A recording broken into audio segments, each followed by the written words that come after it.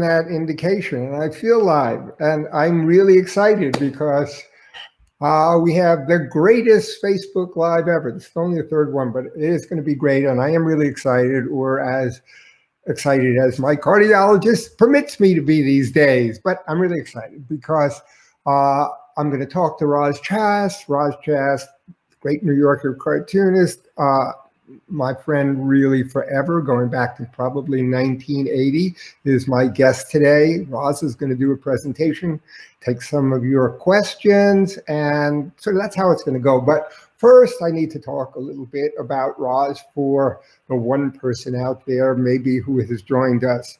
Who doesn't know who Roz Chast is? Okay.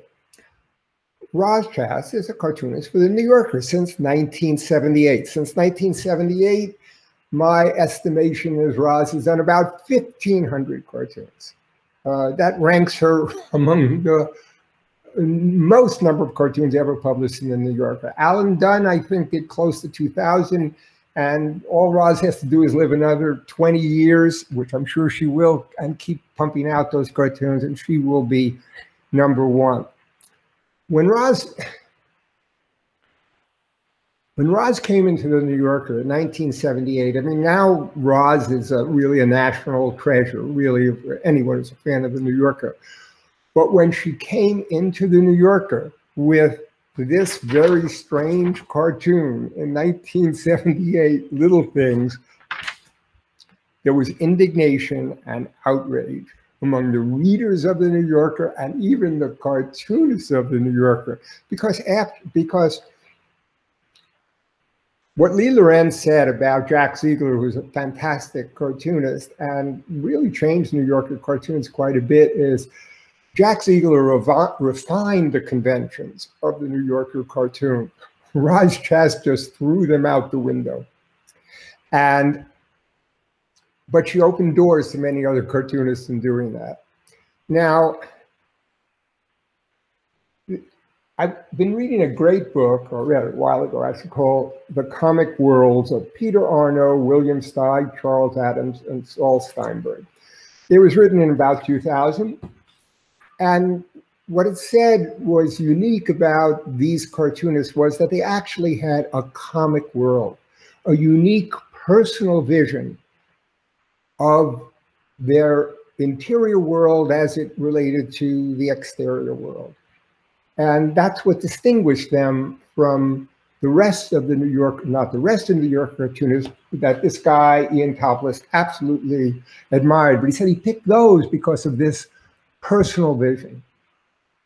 And as I was reading this book, one of the things he says is he comes along and says, well, why pick them rather than Helen Hokinson, rather than James Stevenson, rather than Perry Barlow? And, you know, for the reason he said, because of this personal vision. But then he says, looking beyond my period a little, Roz Chast is a true comic genius whose large and complicated oeuvre offers a perfect opportunity to investigate the madness of late 20th century life. And now, 20 years into the 21st century, she continues to investigate that madness in a way that I really think is unique, because it's not only a personal vision, it is a complete worldview. And humor can be many things. It can be malign, it can be nasty, but Roz's humor is so delightful and benign because it turns inward. What it ridicules and mocks and gives insight into is ourselves. So with that intro, let me welcome Roz Chast. Hello, Roz, magic person behind the curtain. There. Yeah, hi. So Roz, with that, I gave you a really good intro. I hope you live up to this. I was digging my nails in the entire time, kind of like, you know, when you're at the dentist. No, but I really it's wonderful. It's great to see you. You look great. And you are where in New York City? I'm in New York, yep. And so it's still there? It's still here. Yeah, it's amazing. We've come out the other side of this, so right. Yeah. That's wonderful. So now we're going to start the presentation. Yep. And what I'll do, let me check what I should do here. I'll go full screen. I'm talking to the person who's running this. Go full screen. Okay. Okay. Okay. Let's see if this works. Now I'm going to do it, and then Roz is going to say next. Okay. Roz, can you see the screen now? No. Oh. Uh-oh. Uh-oh. Okay. But you're going to make it go full screen, right? I'm totally going to make it go full screen. I am making it go full screen right now. Okay. Nope. There. Okay. Perfect. Okay. This is, I guess you could say I'm kind of in love with New York. I grew up here. And so a lot of my cartoons, you know, they go far afield, but they always seem to come back here. And a lot of them seem to come back to pigeons. I don't know why. But anyway, this is Pigeon Little. The sky is falling. The sky is, oh, look, part of a bagel. Next. Next. Uh-oh. Oh, okay. This is a cartoon. A lot of times people ask me, where do you get your ideas for cartoons? And most of the time I really can't tell them. But this one actually did come from life. When my daughter was doing her homework in the living room when she was 16, tells you how long ago this was. She was listening to a boombox. And, you know, there's nothing more revolting in the eyes of a teenager than the adult human body, an opinion with which I concur. But if you want to gild that lily of revulsion, you just do a little kind of dance. So I sort of wanted to see if she was paying attention. And so I, you know, there was like this boombox kind of hip hop music. And I did a little dance in the doorway, and she looked up and she said, "Mom, stop, you're hurting me." And I asked her if I could use it as a line in a cartoon. It was so funny. And she said, fine. So next. This is grocery shopping, not in the mood for a human interaction line. Next. I guess this sort of sums up pretty much everything for me. You know, there is always that that figure behind you, just kind of reminding you of things. Next. This is a cartoon I did during the last year, especially at the beginning of the pandemic, when we were told not to leave our houses. And so I have this drawing of this couple and going full terrarium, basically, and they're in their house. And you might notice there's no bathroom here, but there's a lot of sawdust. Next. And this is a more recent part of this experience that we've all been through. The first party. It's how do I talk to two people at the same time? Am I smiling enough or too much? Should we all be standing this close? So next. This is stores, antiques, collectibles, bric-a-brac, garbage. Next. This is a highway sign genre cartoon, discussion, argument, and fight. Next.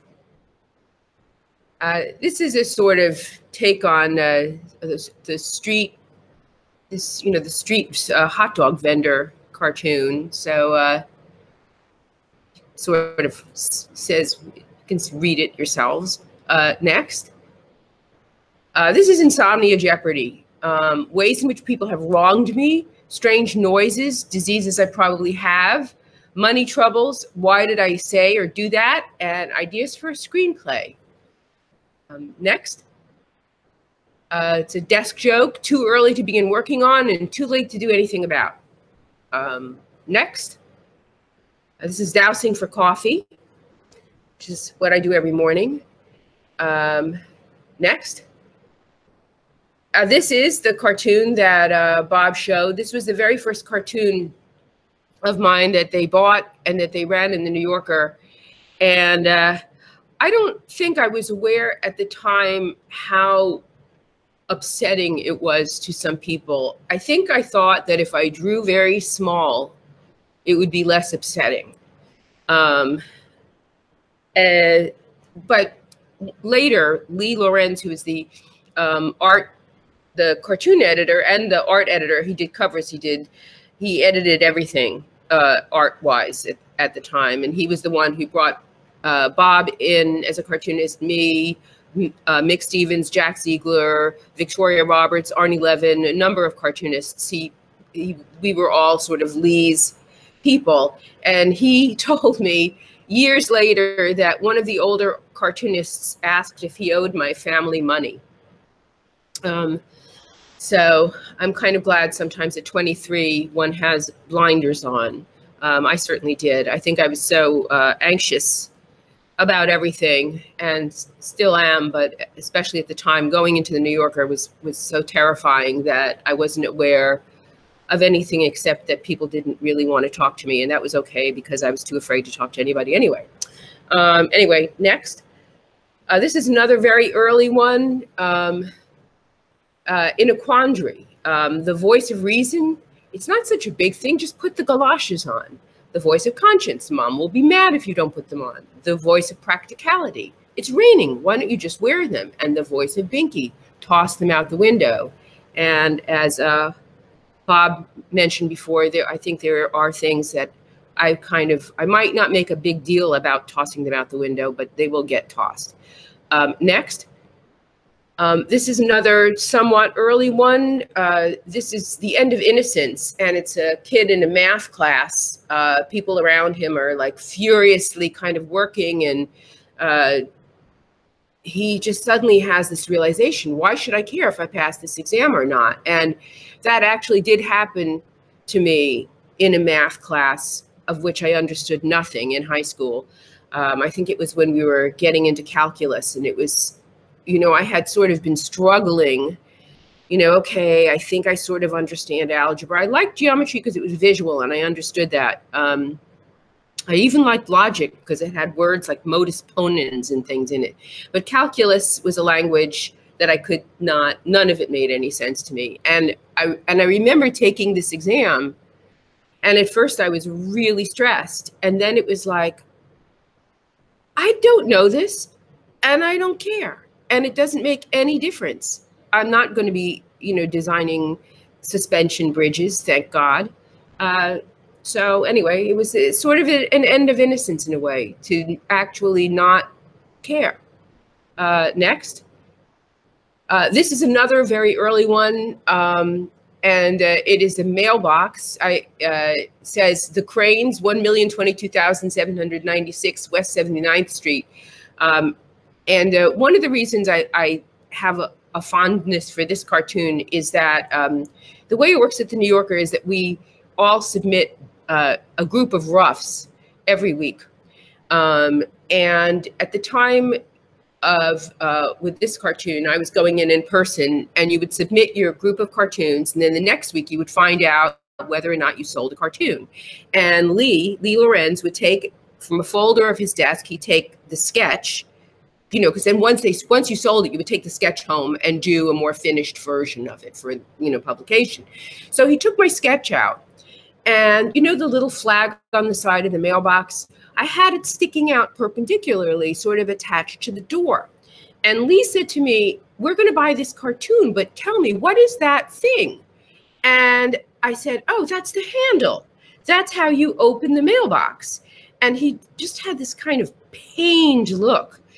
The thing is, I grew up in Brooklyn in an apartment house, and I had only lived in apartment houses. I had never had a mailbox like this with like the flag on the side that you put up or put down.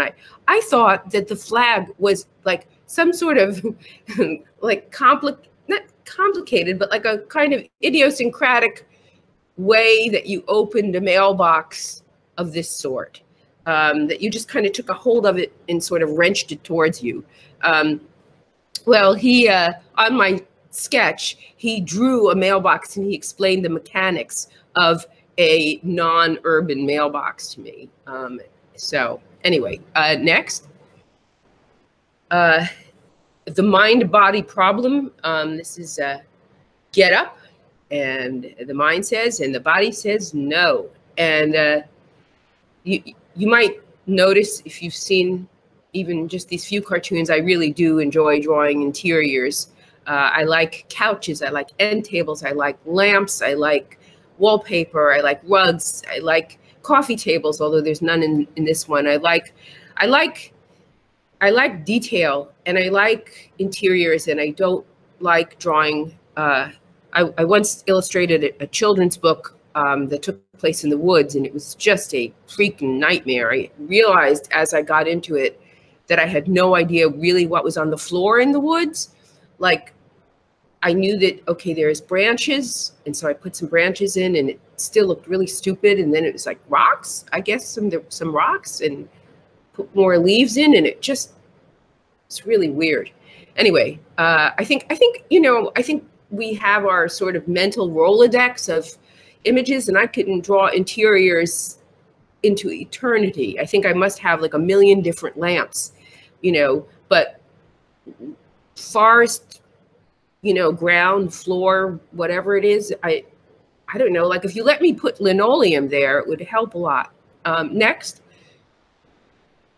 This is a guy reading the obituary page, sort of figuring out ages, in relation to himself. 2 years younger than you, 12 years older, exactly your age on the dot. That's like, that might be your birthday. It's sort of upsetting. Next. And this is the cover for a book I wrote about my parents, the last 10 years or so of their life. I was an only child. My parents had me when they were much older. And I wound up sort of being the person in charge of the last 10 years or so, or not really in charge, but kind of taking care of things as things that they could no longer take care of for themselves started to fall away. So I wrote a book about it, and that's the cover of it. Next. And this is a picture of my parents and me. The thing about this picture that you might find interesting is that even though it takes place in the early 60s, my parents are dressed as if it's 1938, which might explain a lot about me. Yeah, my mother wore blouses that buttoned up the back. I don't even know where she bought them. This is like how they dressed when they went to the beach. Next. And this is the book I did a few years after that, Going Into Town, A Love Letter to New York. And it was inspired, next. It was inspired by a book I wrote for my daughter when she went off to college. But anyway, this is me and my mother. I'm about 4. I think it might be my first subway ride. I grew up, my station was the Newkirk Plaza station on the, it used to be the QB line, then it was the D line, now I think it's the B line. But I like the signs in the background: buy tokens at your leisure, not somebody else's leisure, at your leisure. I don't know how many sweaters I'm wearing under that coat. I'd say anywhere between 4 and 7. I look a little disturbed, like my head might pop off any second. My mother looks happy though. Next. This is the book that I wrote for my daughter when she went to school in Manhattan. We brought up our kids in suburban Connecticut, and I took them into the city with me all the time. But, when you're the passenger in a car, you're not necessarily paying attention to the route.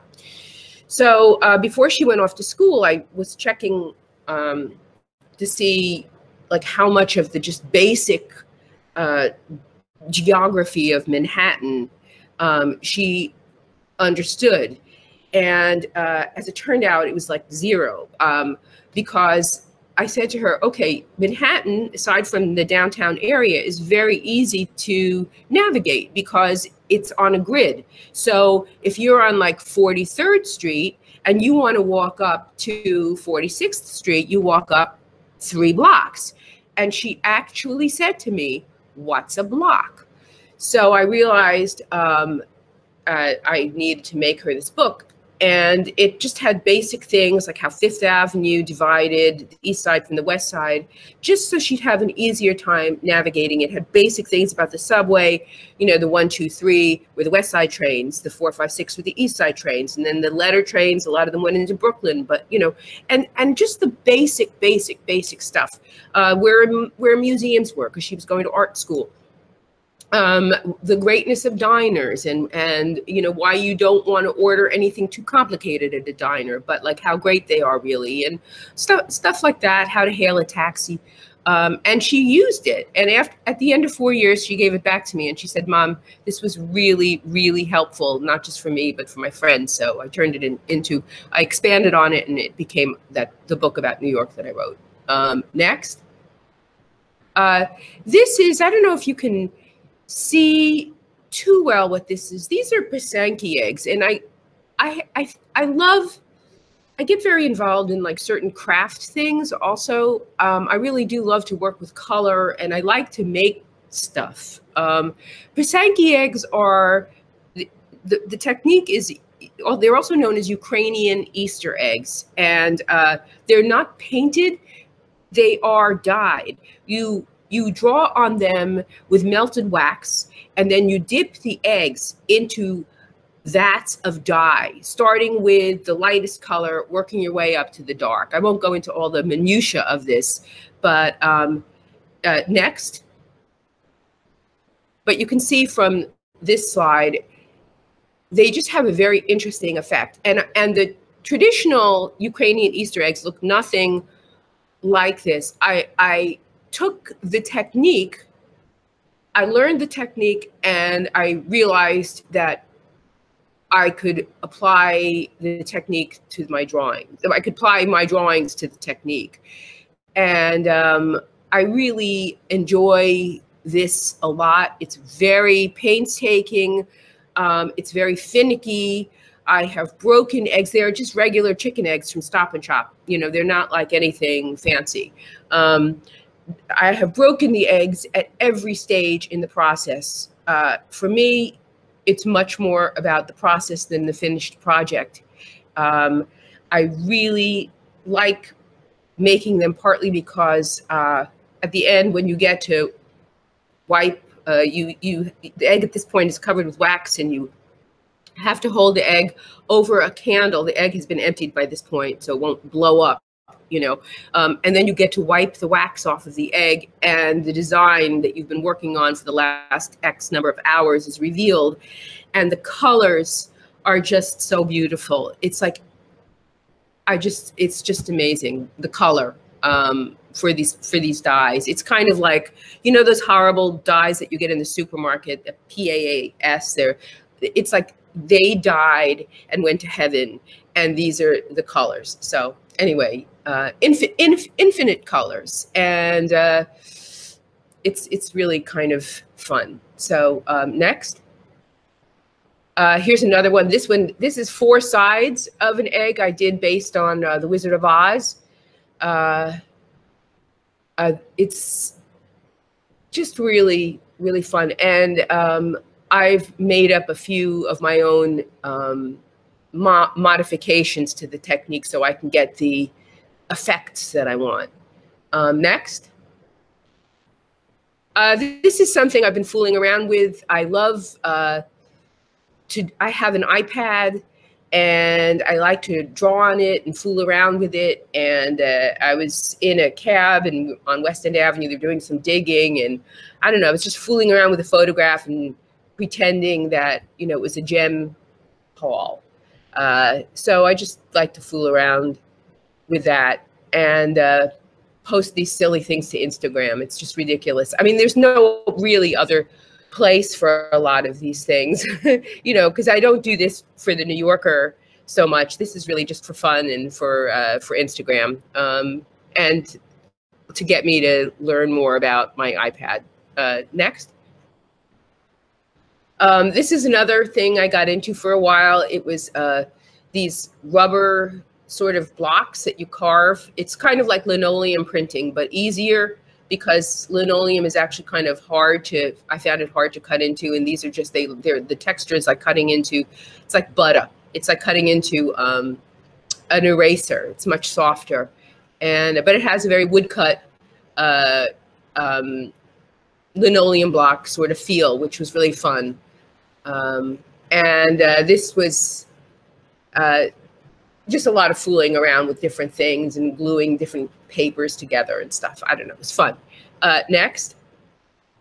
This is another thing that I really like. This is rug hooking, and it's also called primitive rug hooking. I really like, you have a piece of burlap and these thin strips of wool that you push through the loops of the burlap. And I like it again because you get to fool with color a lot. It's like you can buy a kit, and like in a kit, it would have an African gray, and they'd give you like a bag of gray wool cut into strips, which is like the most boring, moronic, and stupid thing. I can't even imagine like doing that. The thing that's fun about this is that you're kind of painting with the wool. And so like the gray can be like all these variations of tone, and the same thing with the red, and I like birds. So this was, you know, I apologize for, you know, gender stereotyping. The one bird was a boy. That was my blue streak Lori, who's gone on to bird heaven, and my African gray, who's a girl. In fact, she laid her first egg at the age of 18 at the beginning of this pandemic, which was really strange. But she's the one with the bow in her feathers. So next, this is another rug hooked rug. Dimensions are about 14 inches by 18 inches, something like that. I like cans. I like labels. So next. This is another hooked rug. Again, I like learning different crafts, but only if I can apply my type of drawing to the craft. I've tried other crafts, and it's just like, I've tried lithography, and it was just like not for me. So yeah, this is a hooked rug, and you can see what I mean by the color and the variation. And the way you hook, you know, you can hook directionally. So I don't know, but again, it's like these strips of wool. You use this little tool to push the loops of the wool through. And this was actually invented, I don't know if it was invented, but it was used a lot by like women in the, you know, all I can think of is Westward Ho, you know, prairie days, when cloth was like, when you didn't buy like a shirt at Zara for $3, when cloth was so hard to come by that they really had to use, like if a shirt could not be patched anymore, they would cut the shirt up into strips, and they would make rugs out of the strips. I guess they, you know, rag rugs. There were different techniques, but they often used strips of torn up clothing to make rugs. So this was that technique, but I buy wool, dyed wool, and I cut it up myself on a machine called a strip slitter, which sounds kind of horrible. But anyway, it's called a strip slitter, and you cut the wool up into these strips, and then you push the strips through the burlap, and you put the burlap on a frame. Anyway, next. This was the biggest rug that I did. This was about, I don't know, 4 feet by 5 feet, something like that. This was my father at one of his strange breakfasts. Next. This is another thing that I've gotten really, really into, and I still am this is the most recent sort of obsession. This is hand embroidery. But one thing I like to do is I have these books of discarded fabric that, like, you know, if you go to, you know, an upholstery place or a place that makes curtains or something, there's always fabric books that, you know, they get outdated and they put the books out. So my game is to take, you know, my game for myself, this is totally pointless, is to take the fabric and use the pattern of the fabric somehow in the design of the the fabric becomes an integral part of my design. So this one I did at the beginning of the pandemic, and it's somebody indoors, and there was this white sort of cross thing that went across, and I realized after looking at it for a while that it was going to be a window frame. And next, and it became, when cropped, I sent it to Françoise Mouly, who's the covers editor, and it became a cover for the New Yorker a year ago, June. They cropped it, and they took off the word inside. So yeah, so every once in a while, one of these sort of obsessions actually crosses over into my more professional life, I guess. Next. This is one that did not go for the New Yorker. Maybe, I think actually I did this one before. This is, you can see, this is a fabric. It was just these jolly little, you know, like floral shapes. But to me, I looked at them and immediately all I could think of was virus. Next. And this is a more recent one. This is a woman walking down the street. And it's New York again. And I stuck with the palette of the fabric, the blues and the whites, and used the boxes in the fabric, in the pattern in the fabric to kind of suggest, you know, windows in the stores and stuff. It's hard to explain what I mean by this game, but that's, you know, it's kind of like a game for me. Next. And this one was on a blank piece of canvas. It's one of my very, very, very favorite quotes.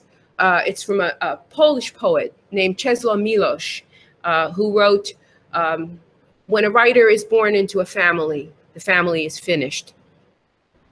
I think that's pretty accurate. Next. We're gonna, and this is coming to the end, don't worry. This is a slide, the Holy Trinity, salt, butter, sugar. Next. This drawing actually started out as a doodle. I wanted to draw an end of the world guy and his near guy, and I drew him, and then I realized, oh my God, who's his wife? There she is. And next, tombstone gag. I can't believe I ate all that kale for nothing. That's it.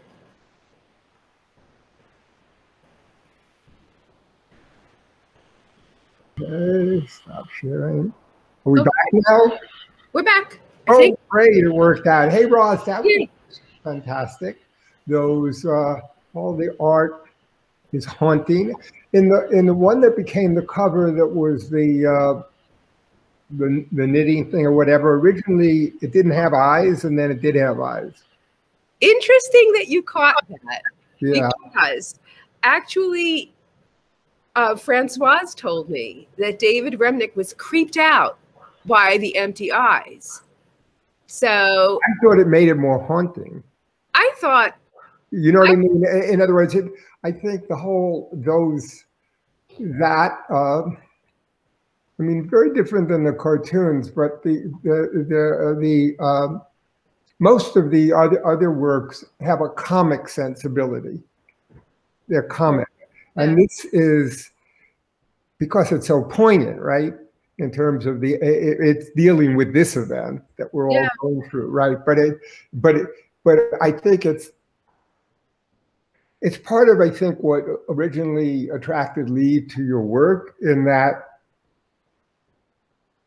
everything about it wasn't originally, and even that wasn't explicable.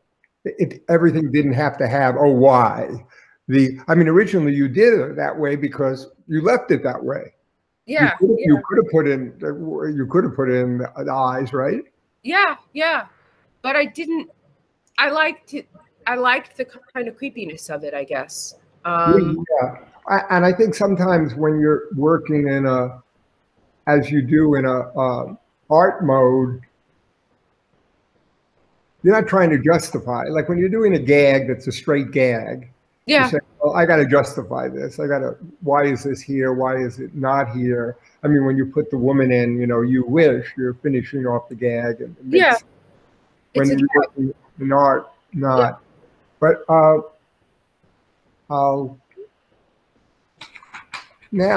give you a question from Lawrence Wood. Okay. Who was my friend and won the captioning contest. Yes, this is for you. This is for you, Lawrence. And eventually, maybe if Roz finds that drawing, you'll get that, but probably not. Because her, like a lot of cartoonists, Ms. Chast's work seems very specific to her life. She's either illustrating events she's witnessed or conversations she's had, or expressing her personal concern or fears or judgments or disdain. I don't know disdain, but also resonates because it's true. Does she go through her day thinking, I've got to draw this up as she's engaged in an eavesdropping or conversations or observing people? Or does she get her cartoon ideas at the end of the day? She's reflecting back on everything that's happened. I think it's kind of actually while it's happening. I'll make like a sort of mental note, but sometimes I write it down, sometimes I forget, and then I get really frustrated. Like I know I had this idea, but it's usually kind of in the course of the day because it's kind of partly how I think, But a lot of cartoonists, because I think this is a pretty common phenomenon, is like you get an idea, you think it's a good idea, and you think, oh, I'll remember that. Oh. And often you don't remember it. So what do you do? Do you have a little notebook or something that you jot down, or now the phone? I usually carry a little notebook with me, but really what I have in my studio is I have an idea box, because sometimes I remember, sometimes I have my notebook on me, sometimes I don't. So I'll just kind of grab anything. I mean, it might be like a torn out page from a magazine, or like anything really that I can write something down on. So really, that's a lot of places or doctors you visited are missing pages from magazines because you've torn them. What are you going to do? It's all in the service of art. Right. Like, Have you heard about the phone? It's like a whole thing. It's like, then you have to take your phone. Oh, I don't know. And sometimes you look a little city. Voice recognition is pretty good now. Okay, when you went to the Rhode Island School of Design, right? You went to RISD. Yep. At that point, did you think you would be a cartoonist? It was the only thing I ever thought from the time I was about 13, something like that. I knew before I knew that there was probably even such a thing as career that I was going to somehow be drawing, or I just could not imagine being like alive without drawing. And then, when you learn like, oh my God, you actually have to somehow make a living, have a job, I think it's the only thing, someday I'll grow up. I won't be a kid anymore. I never really, partly because I don't know how to do anything else. I mean, I'm not good at, not even that I'm saying that I'm good at this, but I'm not. Oh, come on. You can say, at this point, Roz, you can say you're good at this. It won't jinx you. You don't know. You can still sell cartoons. I know. Well, that's interesting, though, because I do feel that a lot of people who get into this, I know for myself, it's sort of a mix of abilities and disabilities. That you don't find people who ended up being brain surgeons say, hey, why don't I try cartooning also, or that. So, and maybe even when it gets back to the math thing, I mean, there's something interesting about math, because once you get to a certain point in math, at least in a certain area what it feels like to be dumb. Do you know what I mean? What it feels like to be dumb. I don't understand this. I can't do this. I don't understand it at all. Right. I don't understand it at all. And I think that so getting back, I guess, a little bit to comic impulse, you know what I mean, to see the world and to transform it in some way, to transform what's unpleasant, right? What's in some way unpleasant or not horrible. Not, you know, when you have real fear, it's not like you're thinking of jokes, but all of the thing. I mean, I was going to mail something to Lawrence Wood because I said I'd send him some cartoons or whatever. And I said, I realized I don't actually really know how to use the post office all that well. Not all that well. I'm a little, well, what kind of package and what line? And if you want to do this and that, I think because often I've had people, you know, do that. So it's often difficulties that you have and just that you feel a little bit uncomfortable with that you're dealing with is, and I sort of sense that in your work also. Yeah. I mean, there's a lot of what you said about, you know, a mix of abilities and disabilities, and, you know, and a different way of, I think people I know who are funny, they just, it's different from, I was having dinner with somebody, some friends last night, and the thing on the menu was Dover sole, and I wasn't even like, I must make a joke. It was just like suddenly I just thought like, oh, I thought we were going to have Gowanus sole. Yeah. And like, the person took me and like she was like, Gowanus sole, like, no, we're like the Gowanus Canal. Yeah, from the Gowanus Canal, and she didn't get that I was making a joke. It was like I had to sort of actually stop and say I was making a joke, you know, like not in the way I just said it to you, but right, sure. She's smart. This is a smart person. Well, you know, that's the thing in a field called pragmatics. Like most people, I think for me and probably for you, one of our go-to methods of looking at is what's funny about this, what's unusual, even though it's absolutely normal. I mean, when Corey wears pajamas when she goes to sleep, and I never wear pajamas. I just wear, you know, undershorts.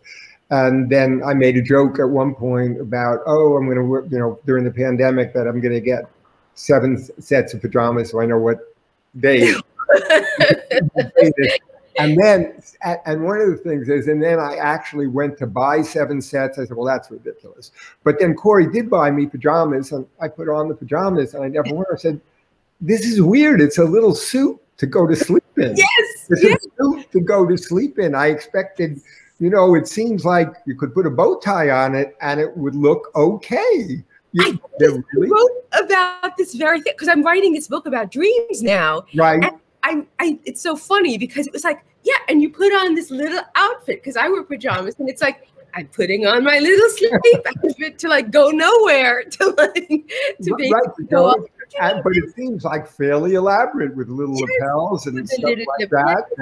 And so then I did think, you know, and where what would it look like with a tie? Why don't we have a pajama tie? You know, but it's this thing I think that we have of looking at it. Or so recently we didn't chop down anything. People came and took a tree down because we don't chop down trees. Corey chopped down a tree. I'm not going to chop down a tree. But if you take an X-Acto knife, it will only take you about like 20 or one of those really hard erasers where you yes, right. Just we had a huge pile of wood chips and sawdust, and I thought it would be funny if we had an arm sticking out of it. And I went and bought on Amazon. You know, I'm just saying this thing where you think these comic. It's just one of the things that at a certain point naturally sort of happens to you, that you think, oh, it would be funny if, and I think as cartoonists, we have the thing is we can say, okay, well, let's see. And in my own life, I do, for some reason, see if I can enact it, you know, actually do it. in, I guess other people have realized, and I've said this before, that in Starbucks you can say you can be whoever you want, and I could say, "What's your name?" and I could say Wentworth, and then they would call me Wentworth, and it would be Wentworth, and it's just looking at it that way, and a lot of that stuff I think goes to cartoons. Let me see. We want to make sure we get some questions. Have any plan for a new book? And you do have a plan for a new book, which is about dreams. About dreams, yeah. Well, come on, give a little bit more. Hey, okay. Yeah, it's about dreams. Dreams. It's something I've always been interested in dreams. I mean, I guess the basic question is, how come when we go to sleep, we don't just kind of like shut down like a computer, you know, that it just doesn't go to black and you wake up? Like, what's with these stories? And other people have, you know, asked and answered this question, but I think the jury. And I recommended a book, which I guess you looked at. Yes. Yeah. So yes, there was a lot. And are you illustrating some of the dreams you're having? Yes, I'm illustrating some of the dreams. I'm illustrating. It's a kind of, as always with my project, I'm kind of an idiot and I'm feeling my way through it, figuring it out as I go along, what the best way to do it is. So it's not like I decide beforehand, this is going to be the structure, and then I'm just filling it in. It's kind of, some of it is going to be illustrated dreams, but some of it is about the different meanings that people have ascribed to dreams. Everything from Madame Fufu's dream book, which actually does exist, which tells you from your dreams what numbers that you should bet on at the lottery, right. To you know, Freud and his ideas, to more modern ideas of, you know, and the integration of the, you know, what the body is doing, and it's in sleep, and it's, I don't know, it's just a very interesting topic. Okay, so I mean, I know, because I got interested in dreams also because of my shrink kept saying, oh, you know, get up and write, you know, I'm busy peeing, I don't have time to write the dream down. But anyway, but just as trying to remember the dream, and since it's so evanescent, you know, and then Freud talked about the dream, you know, the dream, how we then sort of rationalize, we tend to make the dream a little bit more rational than it was. Yes. So how do you, if you're going to illustrate a dream you have, is it just your remembrance of it and then you elaborate on it, or do you try to actually? Well, I'm pretty upfront about that in reconstructing a dream, I'm putting a sort of I have to make a narrative of it, right, in some ways. And a dream does not have, you know, there might be bits and pieces of the dream that have narrative, but I think there's something about the way we experience dream reality that is not an exact copy of this kind of thing. Right. So it would be too incoherent. If you did that, it would be as boring as when your spouse would have gets up in the morning, I had a weird dream, and they actually tell you what the weird dream was, and none of it really goes together. Yeah. So I'm kind of upfront about the fact that I'm reconstructing a dream from the point of view of an awake person. So, right, you know, that's different from probably what was passing through my head when I was dreaming. But then it becomes really interesting as almost a way to stimulate a different kind of creative process that based on the dream. And I mean, to some extent, even what we do sometimes when we cartoon is a kind of daydreaming where inchoate forms are there and then it doesn't quite make sense and you sort of put it together. So yeah, anyway, I really look forward to you know, to that. Let me see, I want to make sure if we have, well, obviously our ideas come. Okay, so this is one of the, I don't really think this really applies to you, but it obviously applies to a lot of people. because I think your cartoons basically deal with you, your view of your life, the things that are happening to you, and other people sort of within within, I guess, the same class or milieu. How do you think? Basically, the person asking, how do you think through what's best to steer clear of these days with cultural and political sensitivities? Does that ever come into your work? Do you ever think I shouldn't do this, or this might offend somebody? I think I do have a sort of self-protective sense, like most, I don't know, it is complicated. And well, do you feel, I know I feel, although I'm not in the same quite arena anymore, that there is a certain carefulness now about things that you might say, you know? Yeah. There are a couple of slides. There is this, a couple of slides that I took that I used to, there's a slide that I used to show all the time in my PowerPoints when I would give talks. It's the one with Donna Karan, New Jersey. Yeah. Oh, right. And she's like, Donna Karan's nightmare. Yeah. And I took it out, but I didn't feel bad about that. I felt like I had never looked at it from another point of view, that it might be hurtful to somebody. Yeah. And sometimes, like, if somebody gets like bothered by something that I think is really ridiculous, then I feel like I'm not bothered that they're bothered by it. Like, I did a cartoon a couple of years ago that ran in the New Yorker about shopping for, when my son got married, mother of the bride dresses, and like how ghastly most of them were. They had like little bolero jackets and sparkles and like the hideous colors, like just vomit colors, disgusting. And you know, and I had like stereotypes, like of, you know, just different mother of the bride stereotypes that were offered in stores. Like, I might be British, and you know, artsy, craftsy, I can't remember. But anyway, somebody got irritated with it because they thought, I think I posted it to Instagram, and somebody thought it was like making fun of women or stereotyping women. And it was like, honey, you have totally misread this. You know, you're walking around with your little feelers out, and, you know, you really, I didn't even respond because, well, I think there's sort of a professionally there's a class of, you know, people who are sort of professionally outraged.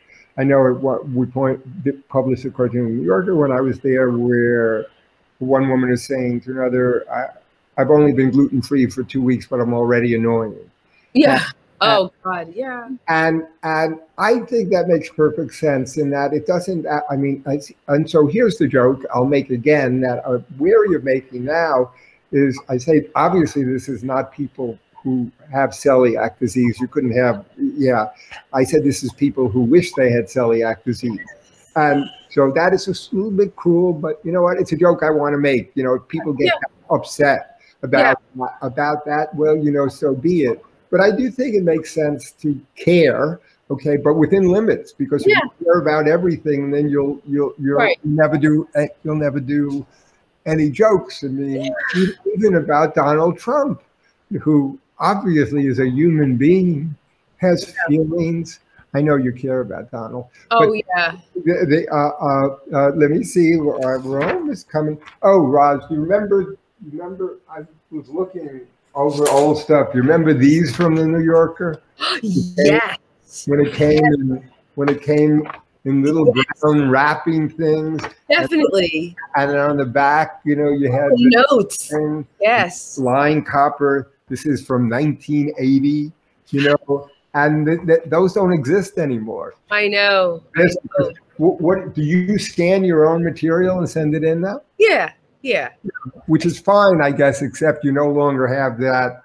Yes. I don't know, the artifacts. Yeah. I always, when I scan it and I send it, I always say, you know, please let you know, because I clean it up a little bit in Photoshop. Like if I have a patch or something, I'll take it out. But like, that's the one thing that makes me a little bit nervous, because I don't know what kind of modifications are necessary for the cartoon to look its best on a magazine page. I know how to make it look nice to me on the computer screen, but you know how. Well, I think there used to be a lot more attention to that because there was a whole department at the New Yorker, and also, honestly, the paper.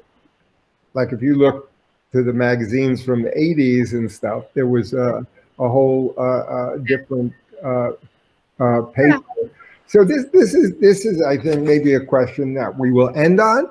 Okay. Okay with you? Because I know you have to go see maybe your grandkid or learn even more about New York, or maybe just take a nap and dream, you know, whatever.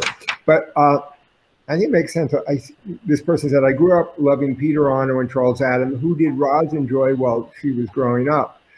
When you were growing up and you were thinking, I know you knew about Charles Adams, but so I would assume he was one of the, when you thought you might be a cartoonist, were you looking at cartoons at an early age? I loved things that made me laugh. I mean, I liked to do things myself that made me laugh, and I liked to look at things that made me laugh. I liked Mad Magazine. Don Martin used to kill me. I mean, he just cracked me up. Their fake ads made me laugh. So you read Mad Magazine, right? Yes, read Mad Magazine. Anything that made me laugh, I liked.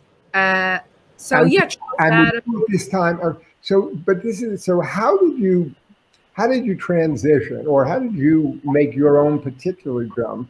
Because you're looking at Charles Adams cartoon, you're looking at Don Martin, you're looking at Mad Magazine, and then of course the Little Things is an extreme example. But still, your early work is a kind of dada. It's a kind of, has a randomness to it. It doesn't have a completeness or gag, which I think what made it so interesting. And that was an evolutionary step for you. You didn't remain with this is our friend algebra, where the punchline might be SPO or something. Yeah. But where did that come from? The original, I guess, Dada kind of influence of creating that kind of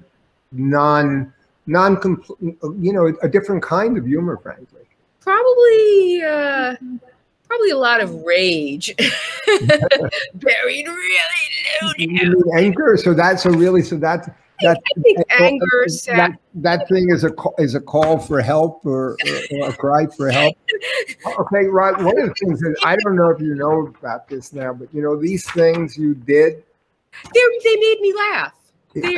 You know that each one of these is a very valuable NFT now.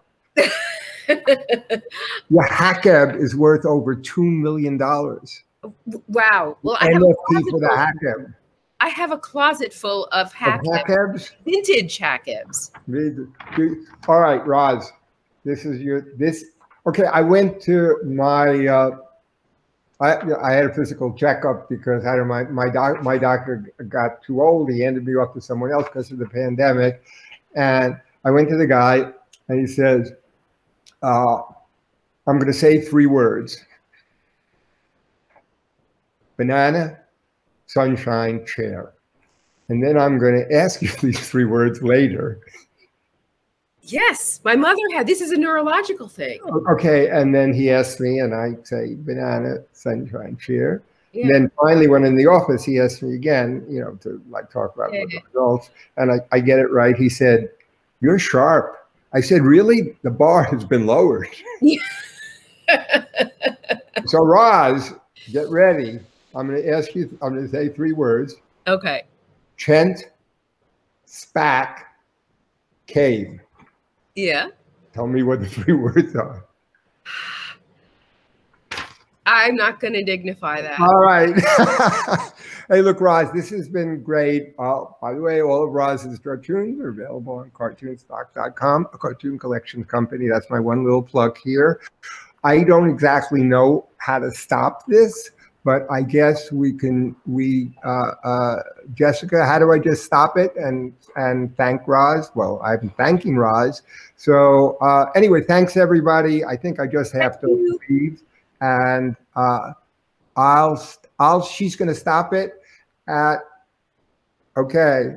Okay. All right, Roz, thank you so much. Bye-bye. Bye. Bye-bye.